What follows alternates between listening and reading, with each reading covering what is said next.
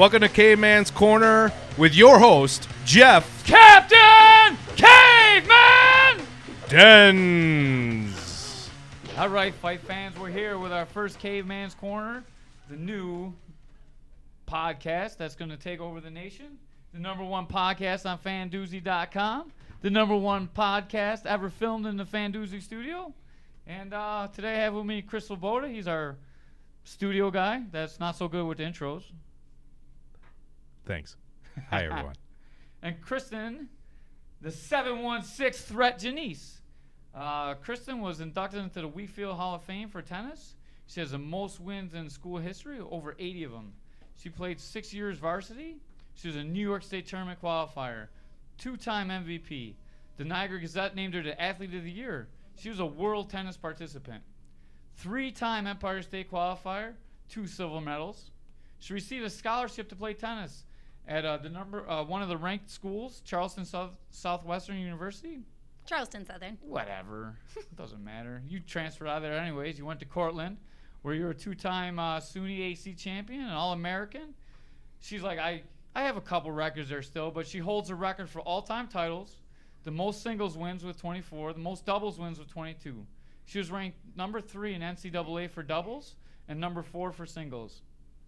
She was also the first female to compete in Buffalo in jiu-jitsu, which is a pretty big deal.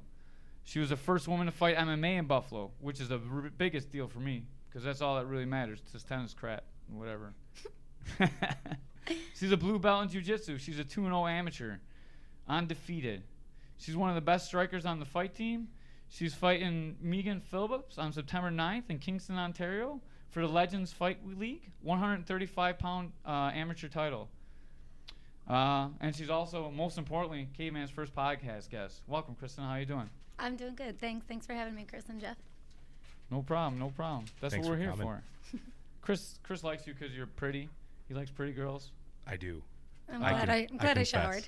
Yeah. Oh. You look fabulous. Thanks. All right. So, do you think you beat up Chris? Maybe. If you guys were like really fighting, if you had to. I'd probably tackle him to the ground. Yeah, then I think I'd be good. All right. There's like a kind of a big misnomer that I've seen around female athletes. Like guys don't really respect the female fighters sometimes. But I know Kristin, and I know Kristin's a pretty tough girl. We have this giant guy. He looks like Mike Tyson, Solomon Renfro. And the first time he came in, he's like a pretty good boxer, a good wrestler. Kristin took him on the mat, and he tapped him out 3 times. So I want you guys to look up Solomon Renfro and see a picture of this guy. And these are what these female athletes can do. So Yeah, and I can attest to that. I met Solomon for the first time at the TNT series fight at Riverworks, and he's a beast. He is a beast. He almost broke my neck when you won the Fandoozy contest when you jumped in there. Remember that? Yeah, it was great. Yeah, he's actually one of my best training partners. We work really well together when we throw combos. And actually just today he was really being very confident and positive with me too. He came over in wrestling class and said, "You're my favorite training partner. Let's get this drill in." So really good training partner to have. All right, so I brought you in. I want to talk a little bit about women's MMA in general and, kind of like how it is to be a woman in MMA. MMA is a serious sport, but you go there in the crowd, and sometimes I guarantee you there's probably about, I don't know, maybe a tenth of the audience that's just sitting there waiting for you to have a wardrobe malfunction or for you to have your opponent to have a wardrobe malfunction. Do you ever think about stuff like that when you fight? I don't. Once I get out there, it's tough for me. The walkout is the toughest part for me because I'm wondering, what are they thinking? What are they looking at? That's the awkward part for me. I don't like the all eyes on me type thing. But once I finally get back in that cage and my corners say, "We're here," then that's all I see. That's all I hear. So I'm not really, I can't hear anything else that's going on out there in the audience for the most part. Yeah. But I try to be able to block it out. And I think just years of competitions, I've been able to kind of separate myself from what's going on outside of it. That's so interesting to me, and I'm sorry, Caveman, I don't mean to jump in, but to know, I mean, the sport is a individual one-on-one. You're putting yourself in front of a large crowd, up on a stage, in a ring, and the first thing going through your mind when you're walking out is, what do I look okay? Is that kind of what you're saying? That is what I'm saying. I don't know that that's necessarily a typical fighter thought going out there. I think that's just probably my personality and me being me. I think a lot of fighters, their favorite part of the fight is walking out and getting the attention Sure. and being able to have their, the all eyes on them and being able to get out there and show who they are as a person too. And I just want to get out there and do my thing. Sure. So That's my favorite part. I like everyone watching me when I come down. Well, that's why I find it. That's why I had to stop and ask a question, because I find it really interesting that in an arena like this, where there's so much going on, and I mean, let's face it, you're putting yourself in front of another fighter, Right. so you're about to throw fists, right? You're about to get dirty, and it's interesting to hear you say, that's what your first thought is coming out of the locker room. yeah, it's my least favorite part is walking out there. But as soon as the cage door closes, then I'm able to take a deep breath and remember, all right, this is what I'm here for. This is what I can do. What do you think about in those moments before, when we're standing in the cage, you're looking across at your opponent? They haven't really started a fight yet. Sometimes they're still announcing their names. You're just waiting. Most of the time, we're going out of town, so we're usually in the ring first as a favorite comes out. What are you thinking in those moments? I hope I remember how to throw a punch. Really, there's a bunch of things that go through my mind. First, I want to be able to hear my corners behind me. And once I hear their voices, then I'm looking at my opponent and I'm trying to figure out what they're thinking and trying to figure out what their plan is and what I'm going to do first. I want to know. I want to kind of have a game plan. It has both times. It's neither gone as planned, but I'm thinking of what I'm going to do first. Yeah, I always think of, like, hopefully I didn't leave my car lights on, and I don't know, all kinds of, like, crazy stuff go through my head. Like, I look in the audience and I'll be like, man, I wonder what that guy's thinking, or, like, just, like, crazy random stuff goes through my head right before I fight. Like, I walk out, I love it, and I get in there, and I'm like, I don't know, like, kind of zone out, and I'm like, man, I wonder who put this cage together, and, like, you look around the cage, and it's like, oh, there's that piece is frayed a little bit, and I wonder where that blood came from, and, like, I just like that part, like, I never get intimidated, but, like, I get a little zoned out sometimes. I don't know. I feel like when you go in there, like, everyone's a little bit different, and that's just how you respond to the stress and the pressure. I'm really not scared of anybody, and I think most of the stuff before the fight is just bullshit anyways. Like, all this talking we do, we don't really hate it. We're going to go in there, we're going to punch each other in the face as hard as we can, and we're going to try and win as hard as we can no matter what happens before or after. The only thing that really affects us is how we train, but the talking doesn't really matter unless you're actually not motivated to train and motivate you to train. But if that's what you need to be motivated to train, maybe we shouldn't be fighting in the first place. What do you think about that, Kristin? Yeah, I think your motivation to train, your motivation to fight shouldn't be the trash talking and all the other stuff going on. It's something that you need to find that motivation just intrinsically. It's a challenge. It's something that you get out there to get better at and to show what you work so hard at. I mean, it's a lifestyle. It really takes over the majority of your life, even if you're not at the gym training. And if the reason you're there is just for the trash talking and that energy, then you're probably not there for the right reasons. I agree. So is that something you guys think about all the time then? You think about your next match, or do you think about just fighting in general, training for it, being you have to be in condition to get in a ring against, and you have to be in a certain mindset. So Right. does that mindset just never leave? Are you always in that mindset? No, I'm very rarely in that fight mode mindset. I'm always in the training mindset. I'm always in the I want to get better today mindset. Every time I go into the gym, I have my goals. I think about my strengths. I think about my weaknesses, and I think about what I need to do to get better.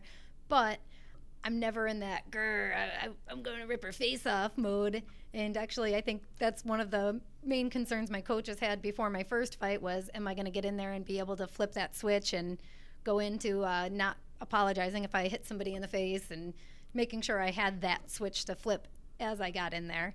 But I don't necessarily I don't know. I think I've done that one or two times, and that's about it. I'm always ready to fight. I love to compete. I don't really think about too much stuff besides for MMA. If you ask my wife, she'll be more than happy to tell you that. I live in the gym. Like, I always think about training. I live jiu-jitsu. I live striking. I live MMA. So I'm always pretty much prepared to fight. And, like, now that I haven't been fighting, like, I'm really getting that urge to fight again. And I think about it all the time. And for me, I'm not really, like, I love to compete and I always like to win, but I like to get better. But the second I sign that contract to fight this guy, that's all I think about. I put everything in my life on the back burner. My wife gets put on the back burner, my kids, everything. That's all that matters to me is winning this fight. I do whatever I got to do to win this fight. I train in the morning, I train in the afternoon, I train in the night.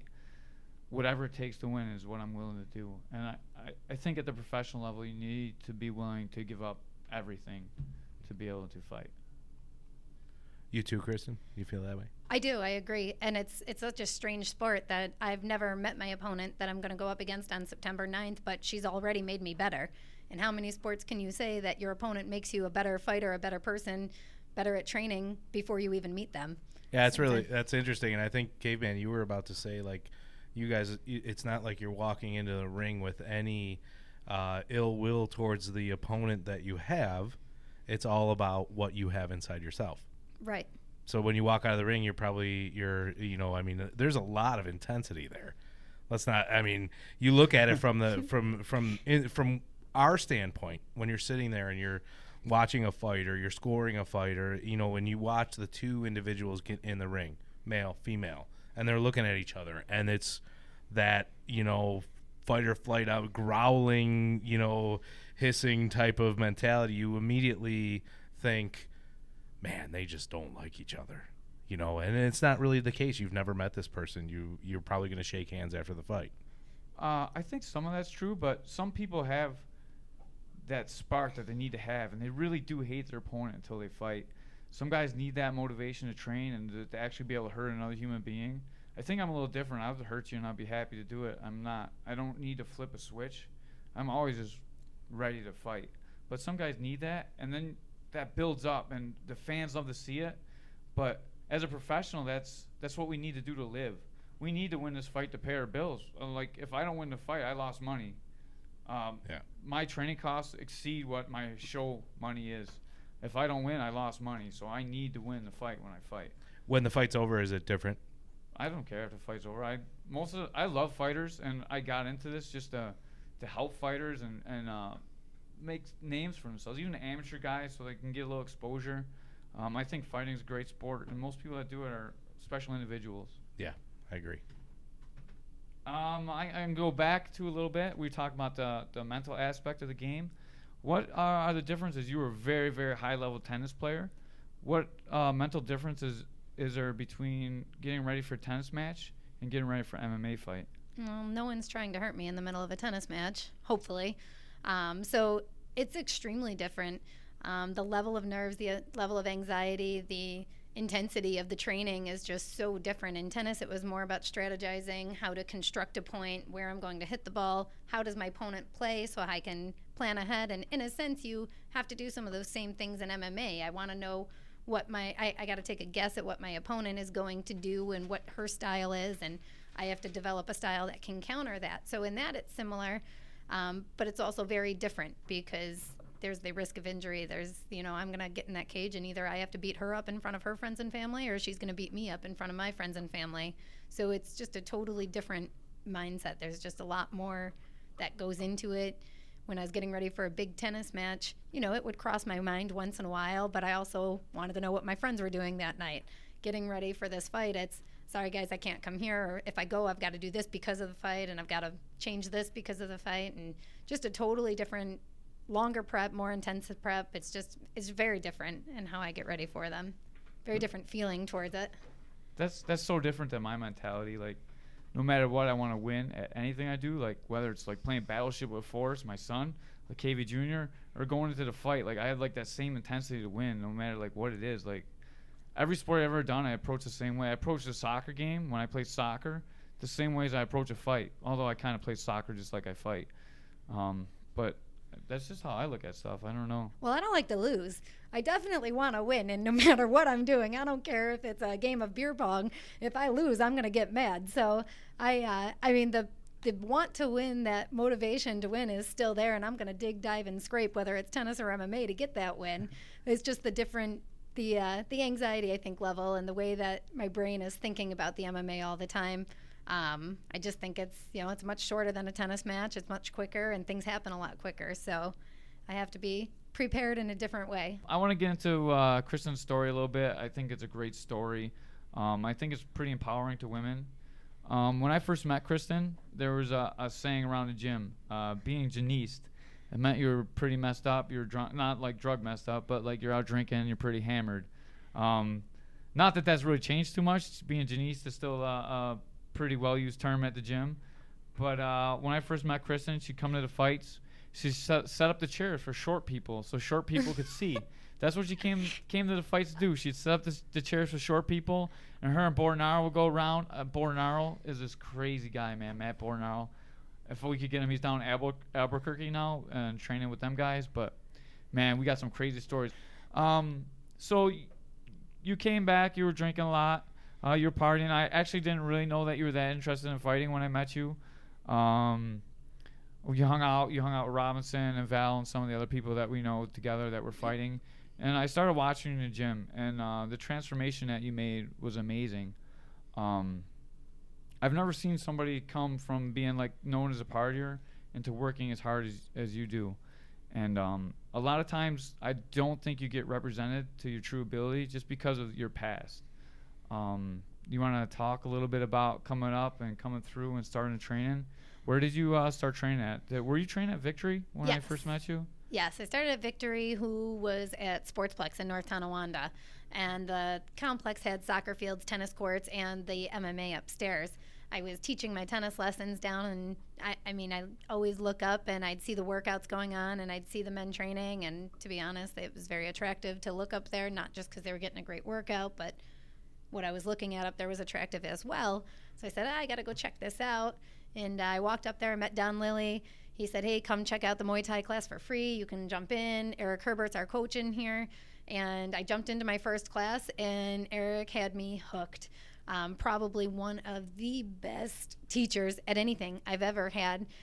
He told you to kick harder, and you wanted to kick harder because you didn't want to let him down. And he just had that passion and that spark in his teaching that was contagious. He really just kind of ignited that in you. And I was at a point in my tennis career where I wasn't feeling very good about myself there, and I needed a change, and I needed something new, and I needed to feel that I was still being competitive and athletic. And I've always been an MMA fan, so it just kind of opened the door to a whole new world for me where I could work hard at something and keep getting better and better. So I think I've always been that same hard worker that you know me as now. I just think that the partying kind of overwhelmed everybody, and I think just that reputation sometimes makes you disappear a little bit in the big picture of things. But I think I've always been that hard worker. I think you just need to get to know me to figure out what I'm really about. But I do still like to, I like to have a good time. I like people around me to have a good time, and that's just as important to me, fitting in and being able to be a part of something as the fighting and getting better myself. First of all, I want to say a couple of things about Eric Herbert. Eric Herbert's a hero of mine. I am going to have him on his podcast. He actually protected the president on Marine One. He's a hell of a guy. He's a cop. He's a great fighter. I consider myself a very tough person, but he is the toughest person that I personally know. And man, he's a great guy, and he's got that distinctive Herbert smell. So like when you train with him, you know you train with Herbert. It's just one of the things about the gym. You can tell who you train with by how you smell. And Herbert has a very distinctive smell. It's not like stinky, but it's definitely the Eric Herbert smell. It's going on. Yeah, I mean, I watched 2 weeks ago. I was rolling jiu-jitsu with him, and somehow his finger got trapped underneath me, and his finger broke. It was horizontal. It was completely sideways. And one of the nurses, that's another guy, comes over. He pulls it out, straightens out, and he goes, I'm like, oh, my God, are you okay? He's like, just roll. And he was right back in there, and then he went and took 4 hard rolls right after that. And, I mean, his tooth got chipped and fell out the other day, and he still didn't put him out there. He just says, let's go. And he has more passion for fighting and for his teammates and for his fighters than anybody I've ever met. He puts it all out there for you. And that's motivational. Right? Yeah, for sure. He leads from up front. Absolutely. I wish everyone would drink the Kool-Aid, because we'd be really far by now. He's awesome. I want to continue going into your story a little bit. So I didn't really work with you too much. I was training at Victory, but I was training at gyms all over the place because I was still actively fighting. I only really came to Victory to spar and work with Coach Eric. But I really started working with you at Western New York MMA and Fitness over at 255 Great Arrow, another shameless plug. I run a kids class, so make sure you come check it out. Anyways, we started training there, and we had a fight team meeting for all the people that were serious about being on the fight team. and you told me you wanted to fight. And at that time, I had only been working out with you a little bit, but I was very, very impressed by your willingness to learn and your determination and your toughness, to be quite honest with you. I don't think I've ever met a tougher female athlete. I've met athletes that were better than you. I trained with Alexis Davis, trained with Val, but I don't think any of them have been tougher than you. I watch you work through stuff that like just would crush regular normal girls, and you come through and you're just smiling. But anyways, you came to the meeting, you talked to me, and you said you wanted to get on a fight team. I told you should come and be serious about fighting, because when Kristin fights, like she's in the cage and she'll be in there, she'll be on top of you, she'll be hitting, she'll be like pew pew pew pew, making these Star Wars noises while she's hitting you. It's really like, it's like a little kid, man, but it's awesome. And like that's one thing about Kristin. And no matter how hard you hit her, if you hit her, she'd be like, "Oopsie!" Like when you tag her, like it'd be a good punch. I should have moved. Yeah, and she'd just be like, "Oopsie!" And that's it. But I think some of that is like some of the reasons why some of the people didn't take you seriously all the time as well. Agreed. But anyway, she said she wanted to fight, and I told her to go into the fight team practice with Coach Herbert, because we have beginner and then a fight team practice. And I told her going to class before, this girl talked herself into a fight, and I told her to go in there and whoop her ass. And why don't you tell the rest of the story, Kristin? I had a good day. I think I dominated that practice, and I did exactly what Caveman had told me, and I kind of put aside my feelings a little bit just to try and improve myself a little bit more. I think I normally try and be that girl that, they'll see, they'll catch on, but in this world, it doesn't work that way. You can't, if you're not in the cage fighting, you can't prove it. In the tennis world, I had to play matches, and you can prove yourself there, but to get onto the fight team and to get yourself there, you can't really show yourself the way that I thought that I could. You have to actually go in, and you've got to do some damage, and you got to put those feelings aside of, that's my friend over there, I should be a little nicer, or, well, I take her down, maybe I'll just cushion that fall a little bit, and you can't do that. And I think that was kind of a turning point as far as my training, where I figured out, it's okay to make my noises and to say oopsie once in a while, but I gotta go a little harder and prove myself a little bit more. That's another thing I want to get over to you about too, is your confidence.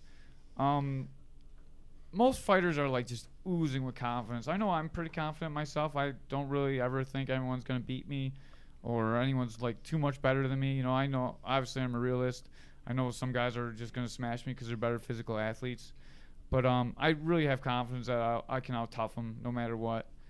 And I think you're a great fighter, but I think sometimes you're lacking that confidence. Can you talk about how you've been developing your confidence? Because I remember how scared you were for your very first fight. I seen you shaking in the back. You came out, you put on that fake face, and you got in there and you pounded the shit out of that girl, like for real. And Can you talk about how you've been developing confidence along the route of your fight career? Yeah, I'm not sure if I have an exact answer for it, but I've definitely become more confident in my fight skills as I've gained more respect from the teammates and from the coaches, and if they've seen me more in my training. Confidence is something I think that a lot of people struggle with. I think more females probably than males struggle with the confidence in that type of a sport where we really are the minority. I think the confidence that I do have is I'm going to get through this practice. I'm going to train as well as I can. I'm going to get better. I think I'm very confident in some of those quiet aspects. But actually stepping into that cage, I think that's the part where I struggle with my confidence, because I worry about, are my coaches going to be proud? Am I going to represent my teammates well? And I think that part is tough. But I think our coaches and my teammates really have been quite supportive. They've helped me get some confidence. And all the hype that Caveman gets out there, sometimes, you got to fake it till you make it. And that's kind of always been my motto as far as this. I'm going to fake it and then I'll make it. And, when other people are there giving you that confidence and telling you should be confident over and over and over, it just kind of slowly starts sinking in different aspects. I want to talk a little bit about your body image issues as well. You think, a lot of times I know you think you're fat, and you don't really like you. She's getting text in the middle of our pocket. Turn that thing off. It's not loud. God damn it. This is serious stuff. I actually thought it was me. I'm like, oh my God, what did I do wrong? I thought I was pretty sneaky. No, she's over there like Facebooking people, and she's probably there's a secret group she's probably texting with right now. There's a lot of secret groups out there. But You know what secret group I'm talking about, Yep. though. Anyways, about your body image issues. I remember when you fought, you used to think like how heavy you were and how you'd never make 145, and you were so big. You felt like you're so big. Now you're making 135. I honestly think you can make 125. Weight issues are huge in the fight world. I weigh myself on a scale probably like 3 or 4 times a day, to be honest with you. And I know it's a huge issue among fighters, but I know it's a big issue with yourself. Can you tell us a little bit about your issues, and then Chris is going to tell you how great you look. Correct. Yeah, and again, I think that's just society today. I think there is a lot of self-image issues out there. I mean, I teach about body issues and body language, and I just talk about, self-image and self-respect in my middle school classroom all the time. And again, sometimes I've got to fake it to make it through those conversations, because a lot of the things that I'm trying to teach these 12-year-olds about are things that I personally still struggle with every single day. I mean, I wear an extra shirt and an extra pair of shorts underneath my fight outfits to train every day, just so I don't have those wardrobe malfunctions. That got me in trouble, by the way. Remember that picture from Dubs? Oh, when you had the 2 shirts on, Yeah, and yeah, stuff yeah. your shirt in because your gloves were all... I had my gloves on. I couldn't get it myself, but I needed to stuff that shirt in so that when I walked out to the cage, nothing hung out or came out. So you had help, but you got in trouble for it? Well, what happens is when you do stuff like that in the locker room, everyone, they're going to snap pictures and post it on Facebook. So I ended up getting in trouble. I'm going to talk about getting in trouble with my wife and a lot of stuff, like pretty serious stuff in the next segment. So you better not skip a segment because it's going to be great, just like everything else we do here at Fandoozy.com. Some more shameless plugs. Love it. And just for the listeners who listen to this, I just kind of want to retract for a minute, because Kristin, you're a middle school teacher. yes, You fight. yes, You were a tennis player. yes, We talk about Caveman, brought up some very personal questions about body image, but I think there's a scale there, because weight is a very sensitive thing in fighting, and Right. it's a very sensitive thing in daily activities, right? I mean, coming out of the Absolutely. locker room, walking up to the ring, that's more of the image that you're talking about, where it's just society, right? Right. The societal image is from you going from the locker room to the ring, but once you're in the ring, it actually affects what you're doing in the ring too. Do Right. you think you would be a better fighter at? He said you could get to 125. Are you fighting in the 135? 135, yes. You're fighting in 135. Yep. And obviously you're doing very well. Yes, I'm good. Do you feel that you would be better at 125, or do you like where you're at 135? I think I'd be better at 125, not only because, of course, the lower I get that number, the better I'll feel about myself, I think. I almost didn't fight and almost didn't want to be on fight team. I know my first jiu-jitsu tournament, I was actually more nervous about stepping on the scale in front of another person than I was about getting my arm broke or getting choked. I mean, it's just always been such an issue. But I think down at 125, not only would I be more confident with myself, but I think I'm pretty strong for a female. And I think just at 125, I think there's a lot of things I could do a lot better. And of course, as the weight goes up, a lot of the height goes up as well. And I mean, I don't think I'll ever fight anybody that's my height or shorter. So I'm always going to be battling those tougher fighters that are taller. And I think if I went down, I think they'd be a lot more equal. Sure. I'll still be the short girl, but Kristin's a little vertically challenged. It's really vertically challenged or not. It's a very interesting. everybody else is just abnormally tall. It's not me. There you Yeah. go. That's what I say. I would be the perfect weight if I were like 6'8". 6'8". Oh, thanks. Is that a height? That's is like that- 7 It's like foot 7'6". Okay, so we got some mad math skills going on here. I just want to say a couple things. I know I sound ignorant when I'm telling her that she can make 125. I'm not telling her that she's heavy. What happens in the fighting world is we need to make that weight for 1 minute that we're on the scale, right? I fight 145. I fought 135. I walk around between like 160 and 175. The day before the weigh-ins, I'm probably 20 pounds over, 15, 20 pounds over the weight I need to make. and I cut that weight and I step on the scale for that 1 minute, I'm 145 pounds. When I get off the scale by fight night, I'm going to be like 160. And that's kind of like, that's a huge advantage. Kristin fights 135. What do you walk around now, 138? Yeah. She's walking around like 2-3 pounds heavier than she's fighting at, which is like absurd. She's fighting like her natural body weight. And so I think at 125 she has a lot bigger advantage because these girls are kind of weight.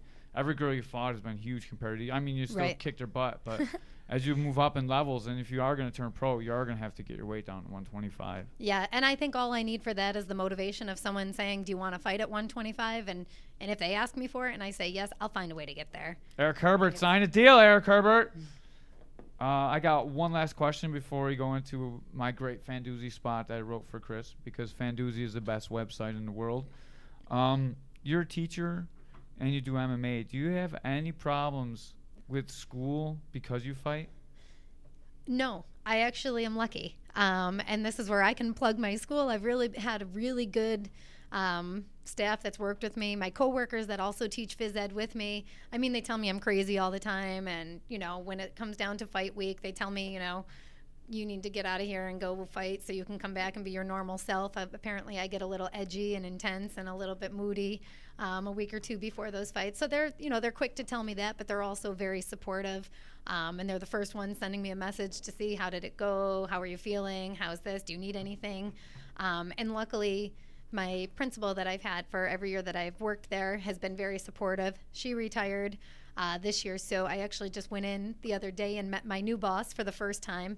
And he's 6'6" tall. He's a really big guy, and I walk in my tennis skirt and shake his hand and said, "Hi, I'm Kristin Janese. I'm one of your phys ed teachers. Can I take the first Friday of work off to go fight in Canada?" And it was really uncomfortable. And he looked down at me and he goes, "What's your style?" And so he clearly was an MMA fan as well. And so we talked for a little bit, and he told me it was okay to take the day off on Friday to go up to Canada and fight. So I'm lucky to be in a school where not just my coworkers, but also the principals, the staff is very supportive, and fans as well. So. What about the tennis parents? Have you ever had problems with the tennis parents because of your involvement with mixed martial arts? Not that they've ever said to my face. I think the ones that would have an issue with it probably wouldn't say anything to me. A few of them, I've been around that school district my whole life. I graduated from Niagara Wheatfield, and now I'm teaching Hall there. of Fame, baby. So I think the parents that do know, some of them I'm friends with on Facebook. Some of them some of them I graduated with, and now their kids are playing tennis for me. So some of them, of course, know about that part of me, and I think mostly they're athletic parents. They know what it's like to compete, and no matter what the event is, I think they're pretty supportive of it. So they've been good. Like I say, they haven't said much to me. I know a couple of the parents have said, "When are you fighting locally? We'll get the whole team to go. Let's go. Let's get a whole cheering section there." And when I told them it was up in Kingston, Ontario, they said, "Well, maybe we'll wait for the next one." That's close. Get in the car and drive. Come check her out. That's right. That's right. And it's so cool because I would think that doesn't happen often. No, I agree. Like I say, I'm pretty lucky to be in the environment that I'm in, and I think my players, the ones that they don't say much to me about it to my face, but the ones that do know, I think they think it's pretty cool. Yeah. I remember when I first started fighting, UFC was still barbaric. There was no rules. I was actually embarrassed to tell people that I fought.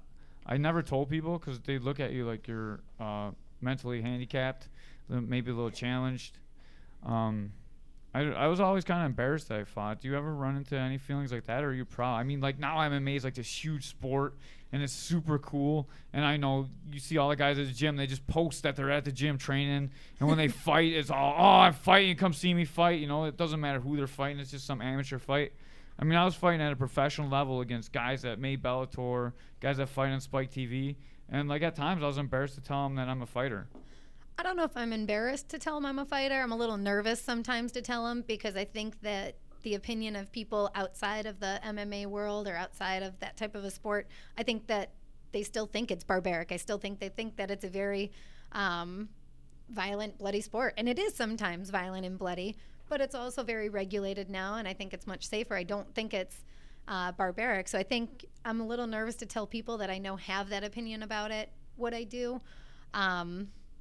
nothing drives me more crazy than when you tell someone you're a fighter and they say, "Oh, your face is too pretty to be a fighter. What, you shouldn't get hit in the face." And, those are one of those things you shouldn't say to a female fighter. Like, don't tell them that they shouldn't do what they love to do, or that they're too cute to be a fighter, because then I'm going to want to fight you. I think your ears are getting cuter every day. You got a long way to go. Look at that. That's how they're supposed to look, just like this. Yeah, I think I'm a professional ear drainer. I think it's one of my titles at the gym now. Yes, this is a great story. You need to tell this story. Which part of it? I mean, my own ear blew up before my first fight, and I had a couple of good friends. One was a tattoo artist and one is a nurse, so I was having them come over my house a couple times a day to drain my ear, and then I started to feel bad that they were coming over so much, so I just started draining my own ear. And for some reason, I've just kind of been known as the girl at the gym that drains everybody's ears. So I always have needles with me, which is probably strange to anybody that's not a fighter. And anytime someone's ears blow up, I get a message, "Hey, Kristin, you're going to be at the gym later. Can you drain my ears?" And, no, this is great stuff. I mean, this is stuff you never hear, right? I got a great story. This is a story I really wanted her to tell, but since she didn't tell it, I'm going to tell it. My son tells me this story still to this day. I'm not going to name the name of this jiu-jitsu fighter that this happened to. Okay, I wasn't sure which story you were tell that talking story. about. Tell that story. Well, one of our teammates was, real big, tough guy, great at jiu-jitsu, and his ear blew up, and he's like, "Kristin, can you drain my ear?" And Forrest probably tells the story better. But I had him sit down on the bench, and anytime I'd get close to him with the needle, he would yell at me, "I hate you, I hate you." And I'm not sure if I'm allowed to swear on here or not, but there was a lot of choice words, and "Fuck you, I fucking hate you." And he, and I'd like pull away, and then I'd get close to the needle again, "I hate you." And he's like grabbing my arm, and he's like, "I hate you, I hate you." And I mean, he was terrified. Only sissies drain their ears. Lies. So I ended up finally being able to get the needle in his ear and draining his ear, and he like immediately collapsed to hug me, and "I love you, thank you." And I think Forrest would probably tell this story better. I was a little nervous with the gloves and the needle. I'm like, he does it great. He runs around. He does the exact same thing he did with the same funny accent. So you know who we're talking about. It was really, really good. Yeah. That is good great. Story. That's it great. was a good one.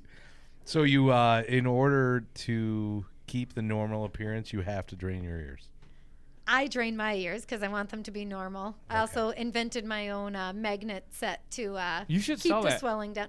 Well, they sell the collie ear magnet set online, but it's quite expensive. And I mean, I bought 10 pairs of earth magnets and wrapped them in medical tape for 25 cents each. And Entrepreneur, right? Sell it's them amazing. at the gym. Yeah. It's amazing. What happens with your ear is there's cartilage in your ear.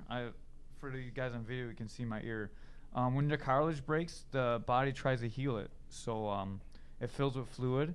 And if you don't drain that fluid out, it hardens into cartilage, and you get what's known as cauliflower ear. My doctor loves it. Every time I go to the doctor, man, they bring all the students in, and they look at me. Well, I have a lot of physical issues going on, too. They bring in that have me looked at. But they always love my ears, man. And, like, that's just part of being a fighter. So if you ever see anybody with cauliflower ears, you probably should go pick on their buddy and not them. Agreed. All right, so right after this break, we're going to go into the Fandoozy fan questions. But I got a great plug for Fandoozy I wrote. It's kind of out of order, but I'm going to read it anyways because I messed this up. But it's my first podcast. I'll get better. All right, so Fandoozy.com. These fan questions have been brought to you by Fandoozy.com. Fandoozy is a sports-specific social media platform and the home of the First Score discussion arena. Check out a couple debates and you'll be hooked. When you see how awesome the site is, type in promo code CAVEMAN in all capital letters for 50% discount. Don't type in that Larry Torch guy's name. It's no good. They're going to charge an extra 50%. He's lying to you. I'll get you 50% off because that's the kind of guy I am. Fandoozy is the home of this podcast, so we need to keep the lights on. Make sure you come check us out. This site is awesome. I'm off script now, but I just want to talk about this a little bit. I didn't know that Fandoozy was going to be cool. I kind of honestly just did this just so I could have this podcast right now. But I've been on this site, man, and every day I'm hooked on the stupid debates. I go on there, and they score these debates. So, like, people actually choose how many points you get. And it's so addicting. There's a leaderboard. And I want to be on top of that leaderboard. And this dude, Axel Neff, I don't know if he's related to Tommy or not, but this dude is driving me nuts. He's got, like, 350 points. Dude, Axel, get a job, man. Get off Fandoozy. Let me catch up. Also, if you have a site, if you're on Fandoozy.com, you can check it out for free. It has real name verification, and Chris is going to get into that when we do the fan questions. But it's pretty awesome for us professional athletes. We get to actually know who we're talking to. All right, I'm about to turn the show over to Chris Slubs over here with his roundness. What I did is I posted on Fandoozy.com. I made a debate, and I asked these guys to ask the fighter a question. I talked about Kristin and what her background was. So on Fandoozy.com, they have the ability to write a response to it. And what we're going to do is we're going to ask the questions that the Fandoozy fans have asked you. All right. And now we're going over to Chris. All right, thank you, Caveman, and thank you, Kristin. These questions are coming directly off Fandoozy.com, and I appreciate the plugs. Awesome. Okay, our the first question comes from, actually the first two questions come from Larry Torsha. He is in Tonawanda, New York, and his first question is... Larry's a bum. What's the biggest difference between having a male training partner and a female training partner? I think that male training fighters tend to be stronger and faster, where female training fighters tend to be a little bit more aggressive and maybe not so technical sound. They kind of are a little bit more wild. So I think size difference, the guys are usually a little bit bigger, heavier, but they're quicker too, and I think a little bit more technical. I think the girls just tend to brawl a little bit more. Do you prefer one or the other? I like a good mix, Women? actually. I prefer women, Chris. Thanks, Caveman. I really enjoy working with my male training partners. I've got a great team. They work really well with me. They don't demean me. I think a lot of times some of the new fighters or some of the newer guys on the team or the ones that don't know me as well, I think a lot of times they just try to tell me what to do or how to correct me. And I think sometimes if I'm going to finish a sweep, they'll stop me in the middle and say, hey, that was cool, but you should try this, just to not actually get swept. But the core of the trainers that are there, the Solomons, the Pat Mixes, they'll work with me, and they're great to work with. They're a little bit stronger and a little bit quicker. But I also have a great group of girls that we train with as well, and that's probably a little bit more realistic to what I'm going to see when I'm inside the cage, is just a little bit more of that aggressiveness and that a little bit more out of control. So I like a good mix. Sure. Here's a little thing that underscores Kristin's confidence in herself. She's like Solomon's a little bit bigger than me. This guy is one of the most jacked individuals at the gym. He probably walks around 185, 190.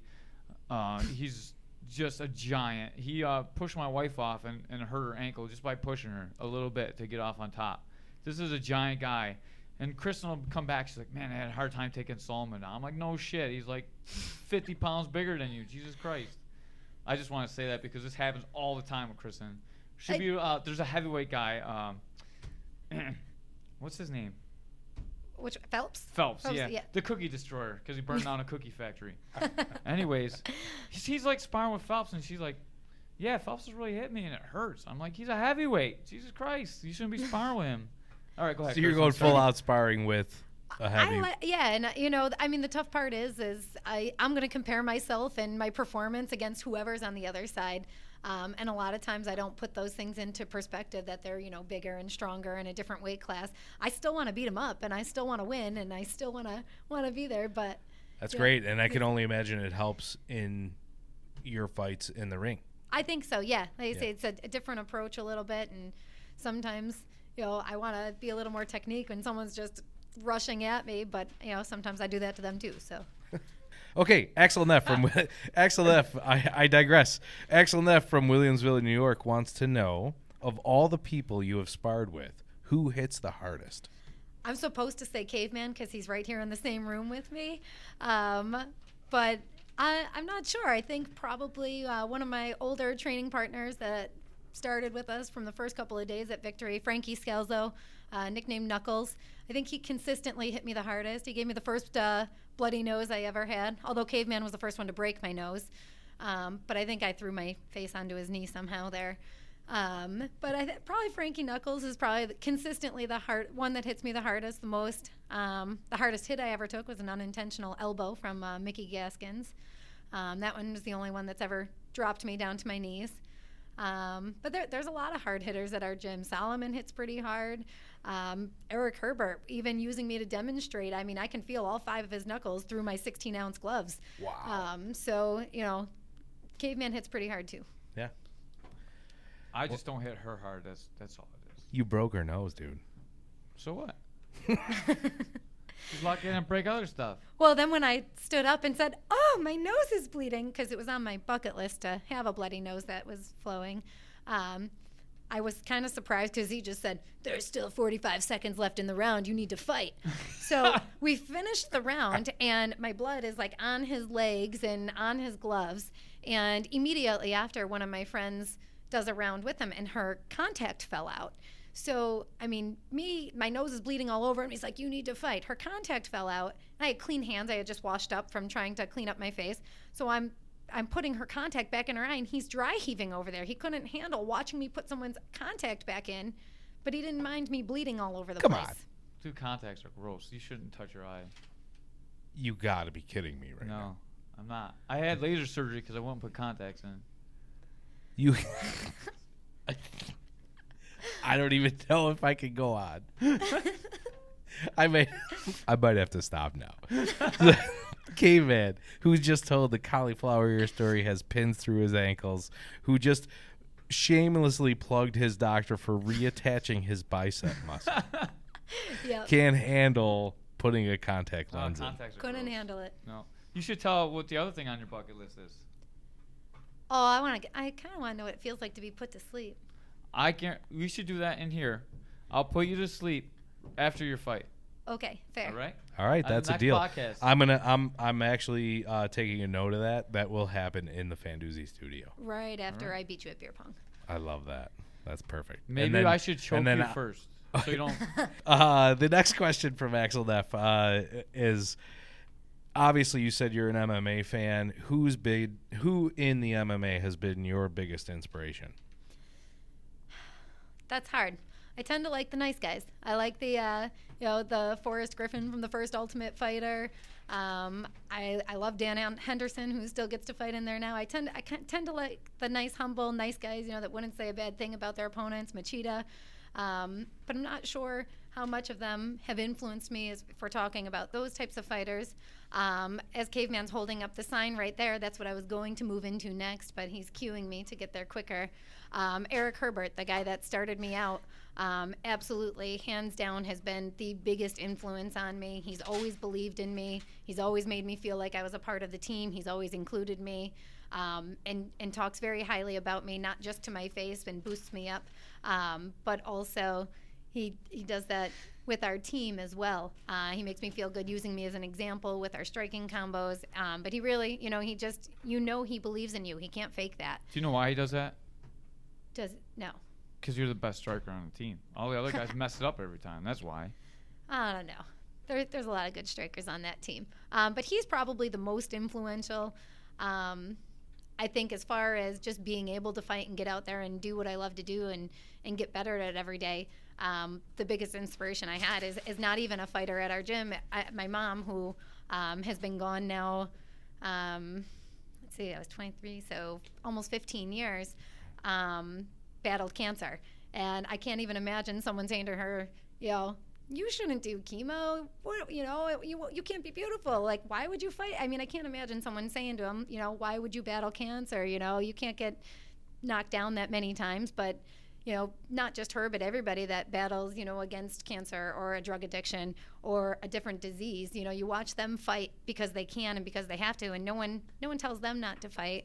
And I mean, if someone can battle through that, getting in the cage for 9 minutes is easy compared to that, in my opinion. So I think just thinking about the battles they've all gone through, that's probably my biggest influence as far as in my whole life. But, there's been a lot of Tommy Neff as a great boxing coach. He's always believed in me, been a great inspiration and a great friend, always very positive and motivating. And Caveman, of course, I think we know that already, is always willing to put in that extra time and go, nobody at that gym puts in more time with the fighters than Caveman does. And he just, constantly hyping you up, constantly spending the time with you, and constantly working to make you better as an individual. He doesn't just pick a drill for me just because it's a drill. I mean, he picks a drill because it's something I need to work on. Sure. Head up, attack the hips. Yeah, and I mean, and I think what hits home for me out of that answer from you is it's a different perspective when you watch and you live, people going through tragedies or, just a great personal struggle like that, like your mom. I mean, it really does put things in perspective when you stop and you say, hey, this is what I do. Right. We're not going to do it forever. Yep. And I'm going to put everything I have into it because I love it. So Right. That's impressive. Yeah. As I say, she loved life and she was willing to fight for it. And, I love fighting, so I want to do it.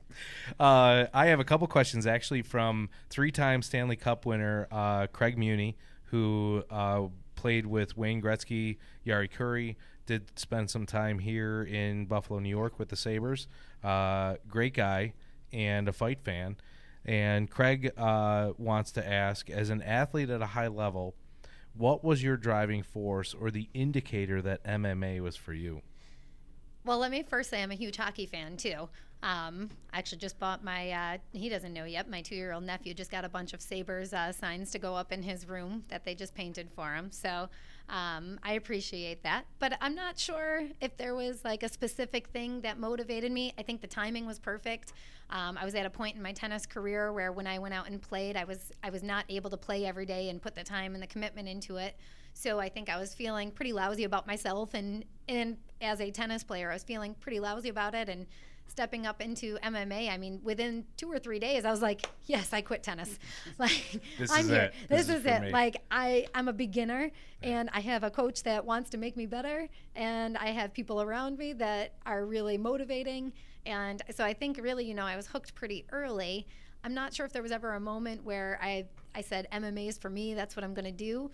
But I think there was always a very small part of me that before I was on the fight team, I'd watch my friends, I'd watch Caveman, I'd watch Vale, I'd watch Frankie and Mort Bordenero, and I'd see all these guys and, they're getting fights. And I'm like, when are my coaches going to tell me to fight? When are they going to tell me? And, so I think there was a part of me that wanted to get into that cage a lot longer or a lot sooner before I actually did. But cool. I think I was waiting for them. So Very cool. Very cool.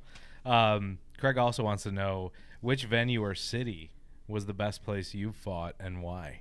I got to go with Buffalo Riverworks. Awesome. Making history there, being the first female MMA fighter and winning that fight was... Smashing her. Yeah. I mean, it was a second round TKO with ground and pound, so it was exciting. And, it was a really big challenge to myself, a really big test. But I was home. I had, all of my closest friends and family there, all of my teammates there, and just finally seeing all of that kind of come together and people cheering for me. And I'm like, wow, this is great. I made them proud and things are good here. But, it was home. It was Buffalo. It was making history. Sure. Surrounded by, a lot of great people in the fight world. And it was good. I loved it in Buffalo. It was a little tougher going out of state. Sure. And again, Kristin's fighting in Kingston, Ontario on September 9th. Make sure you make it out. That's right. Yeah. And I have 2 more questions, one more from Craig and one from me. Craig wants to also know your biggest challenges as a female fighter, and do you feel in fighting in general, do female fighters, are they on an even playing field as your male counterparts? That's a tough one because I always feel like I'm on an even playing field. I measure myself against no matter who I'm competing out there with, but I don't think it's necessarily an even playing field. I think it's tough for the guys we train with too. It's a lose-lose for them. If they beat me up, they're that asshole that just beat me up. And if I beat them, they just got beat up by a girl. And I don't think anything, no matter how good I get or how good the women are that are training in the sport, I just think that's kind of a mindset that most people have. So I think that makes it a little bit tougher. I think the fact that most of the female fighters that you see, they're on the cover of the swimsuit issues, and I think, they're really looked at more as what they look like out there more so than their skills that they actually have in the cage. Mm-hmm. And I know, I'm not necessarily viewed in that way, shape, or form, but I think that's a tough part. As far as that, I think it's pretty recent that females are even fighting in the UFC, and I don't think Dana White ever thought that was going to ever happen. Sure. Until Ronda Rousey. So now I think they're getting closer.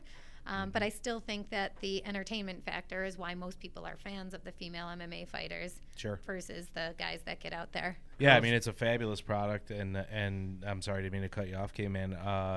and there's sports out there that you just watch. And I know that we have a couple articles coming from a great writer, Roger Walsh, based on females in sport and some of the sports that at their purest right now are almost better games when the female athlete is playing. So tennis is actually one of his focuses in that, that it's an actual better a game to watch, Right. and I see a little bit of that in fighting, and that's not to take away from the men that get in the ring and do it, but there's a lot of, let's face it, I mean, for a while there, everyone was talking about Ronda Rousey and how fast she could knock the next Right. opponent out. So she really, at least in my eyes and in some of the guys that I work with, that was a water cooler talk, and I think that's a huge step in female fighting. I just want Right. to say, being on the promotional side of MMA at times with Don Lilly and TNT, people want to see the women's fight, and I would say 90% of the time the women's fight are the better product on the card. The women really bring it, and they're really coming out to try and win, and they're honestly more aggressive and more tenacious than most of the men. Sure. And most sports, the male product is significantly better. Like if you watch the NFL compared to the lingerie league, obviously the lingerie league is way better, but the NFL players are more athletic. Same thing with the NBA and the WNBA.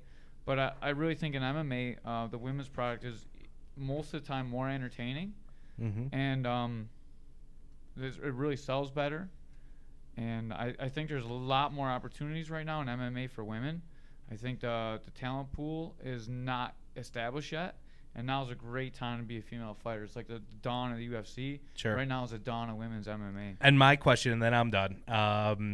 I know that, and this is a huge issue, and maybe it's for another time, because we could probably go off on this all night. But knowing the issue with concussions in sports, football, hockey. We talked. Yep. You're a hockey fan. I mean, we work with some great guys that have told me they've had hundreds of concussions. Yep. And you're basically throwing yourself into not only maybe having a concussion, but probably knowing that it's going to happen, right? I mean, there's no way around it. Does that ever come into your to play as far as how long am I going to do this? Is this a longevity thing? Tell me more.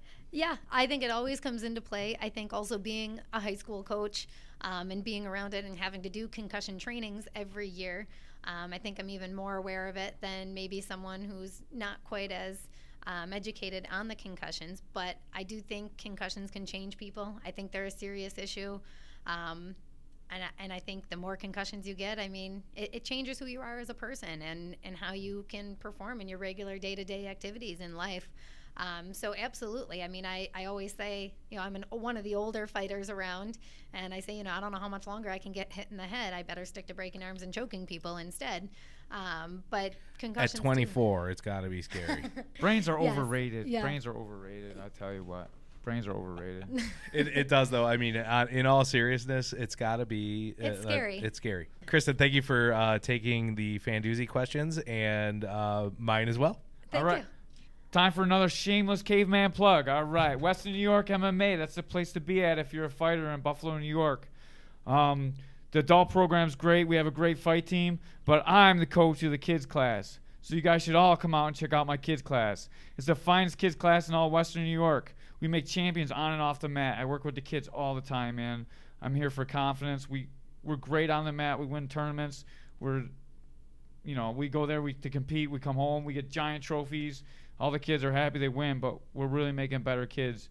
So this is an issue that's kind of near and dear to my heart, and I hear it every gym I go to. It's a common issue for coaches. Most of the coaching in MMA are all males. There haven't been too many female athletes that have gone through the ranks yet. As this continues to go on and more women get into it, I think this will be less and less of a problem. But right now, there's a big problem for some of the women athletes dealing with their male counterparts. By the time you're a coach, most of the time you started to establish a family. Like myself, I have a wife and some children. And I work with a lot of the female athletes. And me and Kristin have actually had this problem, and it's kind of a personal issue. but I wanted to bring it out because it's happening in every gym. Every owner I talk to, every coach I talk to, we all talk about this, but no one really talks about it. We spend a lot of time together, wouldn't you say, Kristin? Absolutely, yeah. I think I spend more time with you probably than my wife or my kids most of the time. And I think that's the way it is with you and all my training partners. Right. With the gym, same for me. I spend more time with the people at the gym than my friends and family and my boyfriend. Right. I mean, and you have a great boyfriend in Bob. He's awesome because like what he puts up with is great. And my wife is awesome too, but we had a lot of problems dealing with this over the years. First of all, we're dealing in a very physical sport.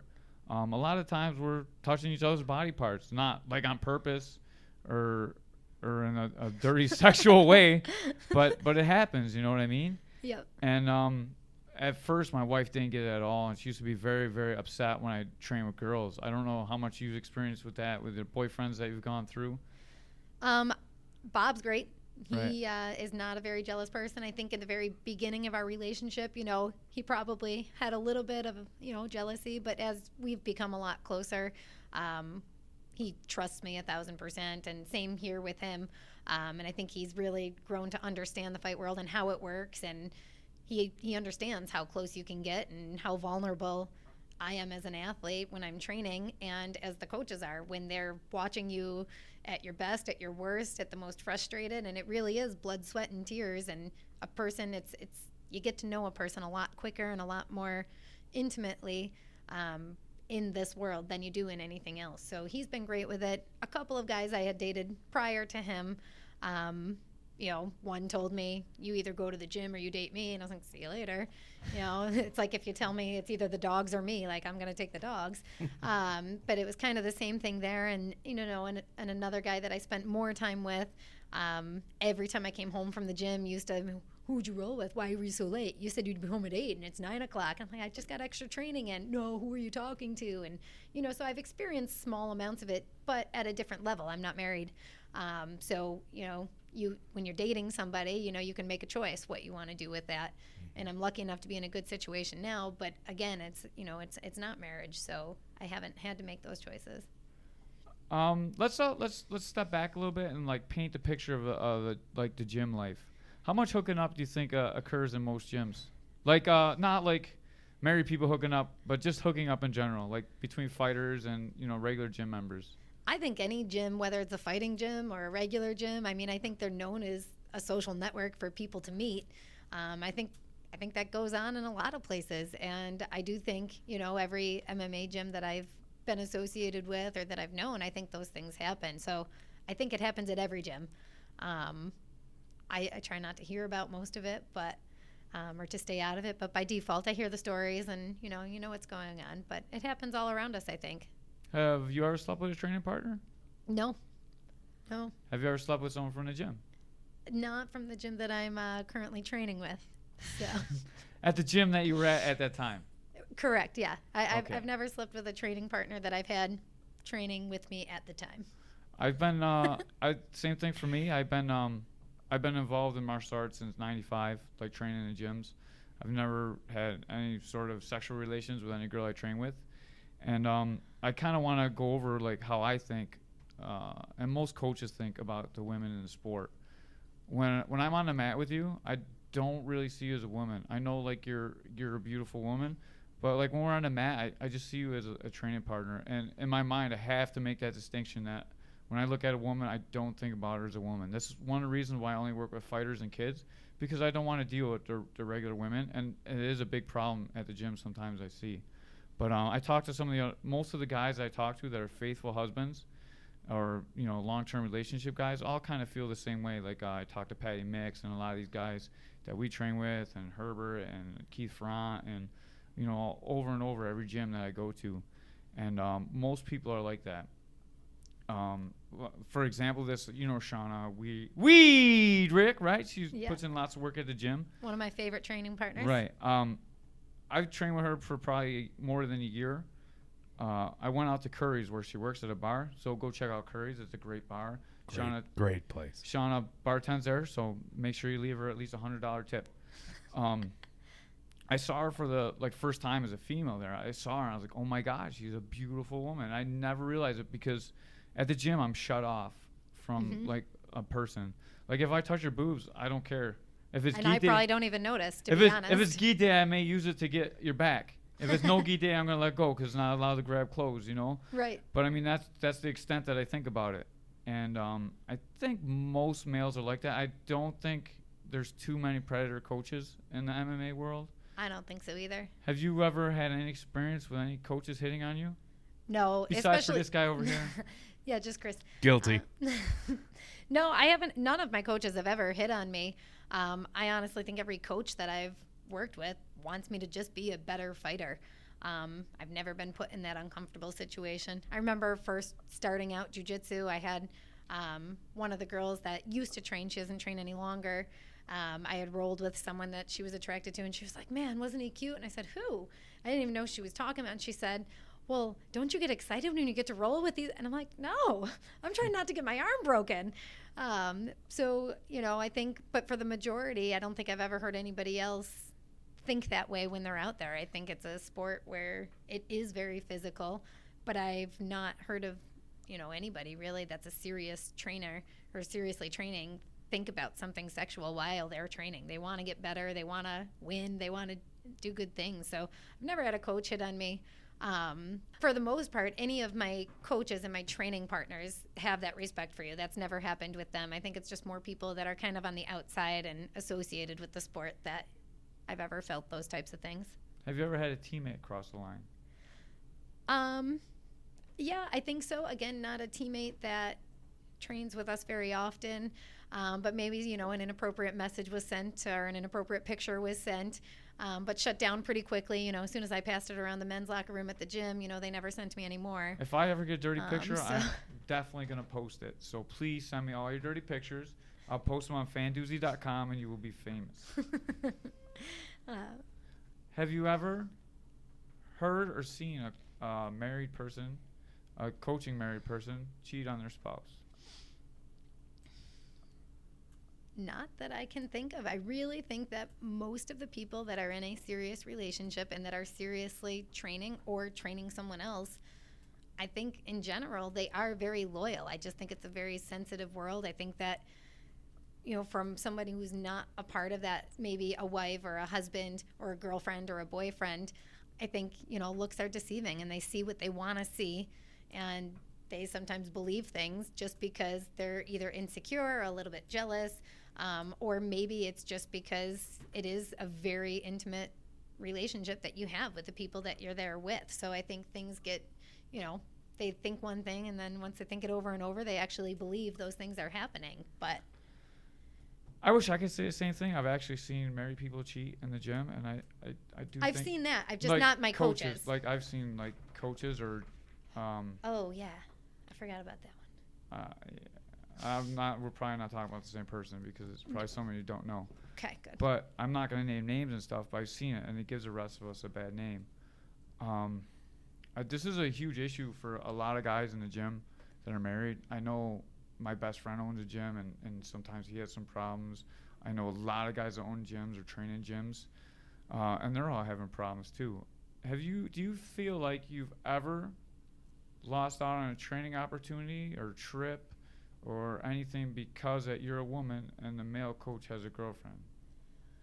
I think as far as my training, I think I've lost out. I don't know if it's necessarily going on a trip or something like that, but as far as training opportunities, I think that especially the male coaches are hesitant to put in that extra time if it's outside of a class time, or if it's, you know, a little bit different than the class. If there's any individual one-on-one work going on, I think I've missed out on quite a few training opportunities where I think the coaches would be willing, but because of the situation, I think that they have to hold back a little bit and maybe not do exactly what they normally would do for one of the male fighters because they don't want to get into a fight at home or they don't want people to judge or make rumors or spread things around. So I do think I've missed out on some training opportunities. I tell you what, I'll be 100% completely honest with you right now. If you were a man, I would have went to California with you on that trip. Right. And so you lost on that. I know there's been some other possibilities for fights that you lost out on because of this, and I think it's a serious problem. And for women athletes in particular. I don't think the males really have this problem as much, because they just don't. It's just different. But I don't really know what the solution to this problem is. I've actually talked to my wife about this over and over again. We've had a lot of fights over you in particular, to be honest with you, because we are very close. We're like family, and this is the first time I really work with someone for a long time like you. Most of the time they're in and out of the gym, and like I really consider you like, I don't know, like a sister or a brother, even more, like because we bled together, we sweated together, and that relationship is very, very tough for my wife. And I know this happens over and over again, because as women athletes come up and grow and grow and grow, it's going to be a growing problem. And I just want to put this out there. I don't know how many people are ever going to listen to this podcast, probably like 6. But this is something that is a serious problem, and maybe we can get some kind of professional counseling. I've actually talked to my wife about starting like a spouses club at the gym, even for young fighters' girlfriends, man, because it is such a problem. And guys and women can ruin fighters, and they don't even mean to. I agree. I'm gonna say this about Joe Goyette may hate me forever for this because he owes me a quarter, but he left a great training. Every time I say his name, he's got to pay me a quarter. That's the deal. So Joe Goyette. He's madly in love with his wife. That they just recently got married, and she got a better job, and he left to go train with his wife, and he could have been somebody like really, really special. And I know he has problems at home, and he can't come back and train because of some of the jealousy with the wife. And I've run into some of the same problems like that, and it can really ruin fighters. So if you're a young fighter, I would honestly tell you to stay away from girls. Just bang some girls. Don't get married. Don't get no one knocked up. Wrap it up, and decide what you want to do, man, because it takes a very, very special woman to support you through your whole career. And I've been very, very lucky with my wife. I love you, Karis, and I told you I was going to talk about this, but it's a huge, huge issue for me personally because I work with you, but I see this over and over and over and over again, and I don't know, I kind of want to hear your thoughts on what you think we can do to solve this problem as male coaches, because it's going to take us doing something for our wives to solve the problem. I want to hear the female perspective of the problem. Hitting my wife at a club didn't work out. Well, I don't think I have a solution. I don't know that there is an easy solution. Again, I lucked out. I have a boyfriend who doesn't really get very jealous, and he trusts me 100%, as he should. And so I've been very lucky. But I think that's, very few and far between that you can find somebody that is like that. But it is hard. And you see relationships at the gym, and some go well and some don't. And when they don't go well, it's really bad. And you see some people come into the gym and they are just looking to hook up with, there's girls that come in and they're like, oh, a fighter, that'd be cool. And that's their mission, whether that fighter is married or not, or they don't know. Sometimes the guys don't wear their rings when they train. It's not safe. So I think, there are women that come in and are looking just for a relationship as well. And I think, it's a gym. There's girls in skimpy small clothes and they're sweating and they're working out. And I think there's men that, are going to be hitting on the women too. And I see that all around me. So I don't know that I have a good solution. It's just a different sport. It's a different thing. It's very tough because, I'm coming in and, my personality is me. I'm bubbly and I'm happy, but X-rated corner. There is an X-rated corner. Yeah, my friend Mans and I, one of my best training partners, we could probably make our entire new dictionary of wrestling terms. G-spot control. Yes, G-spot is very important. Make sure you get a hold of that G-spot and don't let go. I've been studying for years. I just want to clarify this G-spot control before I get divorced. God put the spot on your neck just for wrestlers to grab. So I call it the God spot. But you can't really say God at the gym, you know what I mean? So I'm like, I don't know really what to call this. So I'm going to name it the God spot because this is where you put your hands. God made it there for us to grab. And Kristin and Mans are in the corner like, I'm like, what's going on? They're like, oh, that's the G spot. Yeah, very accurate statement. That's exactly what happened. Yeah. But it's hard.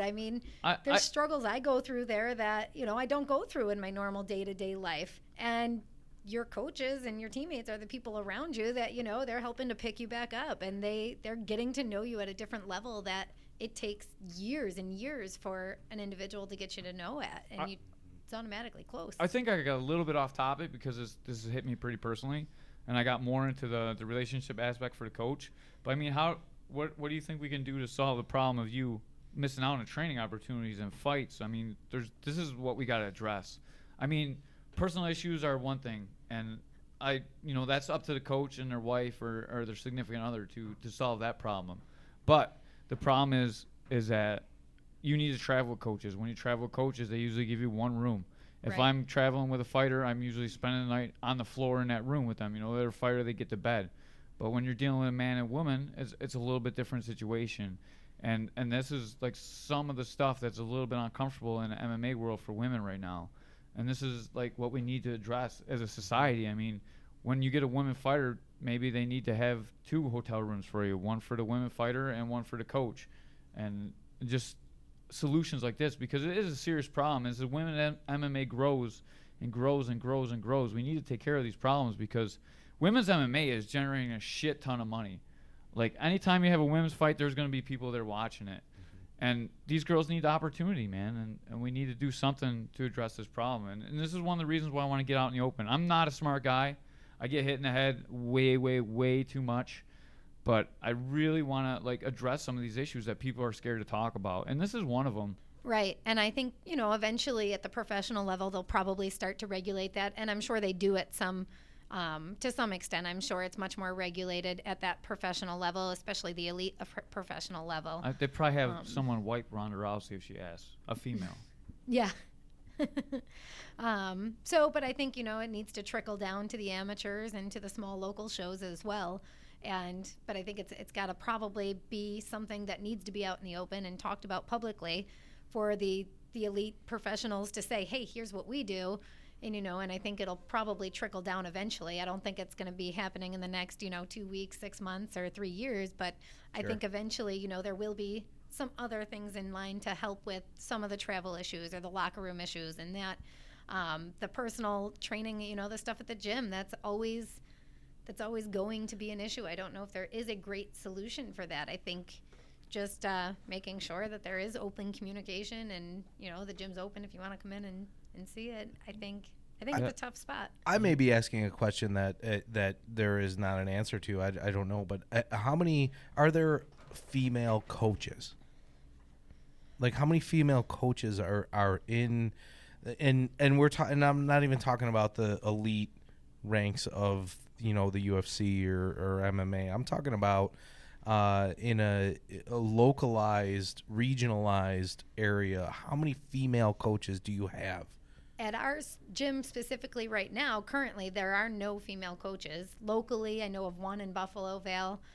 She coaches a women's only jiu-jitsu class, and I think she probably fills in with some of the striking. But yeah, that's martial arts, so I think we're just talking about mixed martial arts, like fighters. But I don't know any female MMA coaches, whether it's local or even stretching a bit further. I'm sure there are some, but I don't know of any local female MMA coaches. That's why when you retire, you're going to have to be a coach and hold pads for women, help them out with their wrestling. We need to give back. The women need to give back. Women's MMA just started. There are no coaches. There's nothing. I mean, maybe you got a girl that can wrestle because she wrestled in the Olympics or something, but she can't box. She can't do jiu-jitsu. Sure. I mean, it's still a relatively new sport for males. I mean, it came around 94, 95 for the males. I mean, that's where all the coaches are coming from my generation of fighters. Sure. Which is, again, another podcast that we'll get into, which is I can't wait to hear how the sport has changed. Oh, man. But I think that, to me, is an unbelievable and just rings so loud through what we're talking about here, is the fact that we're talking about one female coach in the area, and we don't know if that's, you know, if she's like an MMA coach. No, I help coach her still now today. I mean, she's not at the level where she can coach. So take it nationally. I mean, really, like, there's got to be just a handful, right? I don't even think I don't know if nationally. there's a full handful. Wow. As far as just MMA, again, specific forms of the arts, maybe. But Kristin, would that be something, like, looking in the future, you pull out your crystal ball And you say you're a teacher, right? Right. And you're obviously an incredible athlete, and you love to do it. And you look out into the future, and you say, "Would I pave the way for other women to teach MMA? Would you teach MMA?" I need to get a lot better. Okay. And if I get a lot better and I get to that level and I get enough experience, then, I mean, of course, I'd love to pass that passion on. I love coaching. I currently coach the tennis team. I coached the lacrosse team for 8 or 9 years. And coaching is, I like it more than teaching even. Mm-hmm. I like what you can build with a team. You can take a group of average players, and whether you have a rock star or not, you can get them to work together. And I feel like there's a lot more that I can help coaching with than teaching. I think we build a lot more of our life skills, and I always have I have students come back to me and talk to me years after I've had them, but I have players that keep in contact with me constantly. Sure. For the last 10 years, and I think you make a bigger impact there. So I'd love to, but I'm not near that level yet. Do you feel more compelled to teach other women, or do you just feel more compelled to teach the sport itself? I think more women would be receptive to another woman. Mm-hmm. I think that a lot of the males, especially if I was teaching, it would probably be at like a very beginner or advanced beginner level. I think they're very hesitant. I'm a 5 foot tall female, and that whoops at that ass. time, That's right. I'd be ancient. So I think that I would have no problem teaching either gender. But I think the women would probably be more receptive to the woman, and they'd want to know, they'd want to know my story. Sure. I think there's so much that goes into coaching MMA. Your jiu-jitsu takes like 10, 11, 12 years to be a black belt in jiu-jitsu. You need to have that jiu-jitsu. For your stand-up, you need to be like a professional level stand-up fighter, which takes years and years and years to develop. And I haven't seen too many women fighters that actually even at the elite levels are that good. I mean, there's a few. We got Jade Check now. They're coming along, but there's not like this whole area of and women wrestling. There's such a weakness in women wrestling right now. Judo, there's a lot of good judo girls because judo's been popular for a long time, but wrestling, there's only a few that are really good. And you need to fuse all three of these elements together to make a great fighter. Mm-hmm. And it's hard. It's going to take like 10, 15 years because women haven't been doing jiu-jitsu for that long. There's going to be a big group of girls that are going to do this, and they're going to like jump up. And this is when we're going to see the next level of women's MMA.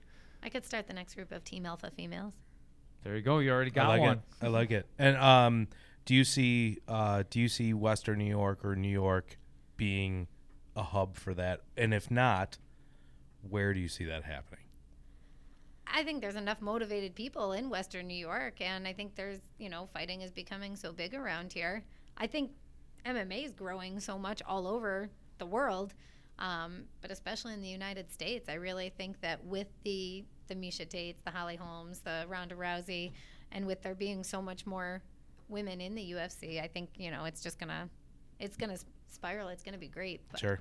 That's not going to happen in Buffalo. I mean, Buffalo's great, but we're behind the times. Olympics, Yeah. International competition. I mean, do we see this as an enormous international sport? I say no. I agree. It's too rough, too violent. It'll never pass IOC. Yeah. And I want to close on a story on why I like women's MMA so much and why I really like the women so much. I told you the story before, Chris, but I was coaching wrestling. Maybe I was like 19 or 20. I thought women did not deserve to be on the mat. They should never be on the mat. It's like a waste of our time to have a women on the mat. And I really firmly believe that. And like no women I ever saw was any good. And I had this little 8-year-old girl I was coaching, and she had a brother that was pretty good, but he was 12. And they would work out together all the time. And the dad was pretty okay with her, but not really. You could tell he was there for the kid. And that girl was amazing. She could do anything. She's probably one of the best wrestlers I've seen at 8. And she would just go to these tournaments and tear these guys up. And then the brother would win one match and lose, and they'd be like, oh, come on. And the whole family would be upset. And I just watched this girl get shut down and shut down and shut down. And I felt so bad for her. And I just saw how good she was, and I saw how all the other dudes interacted with her, like the guys on the team, like, oh, you lost to her?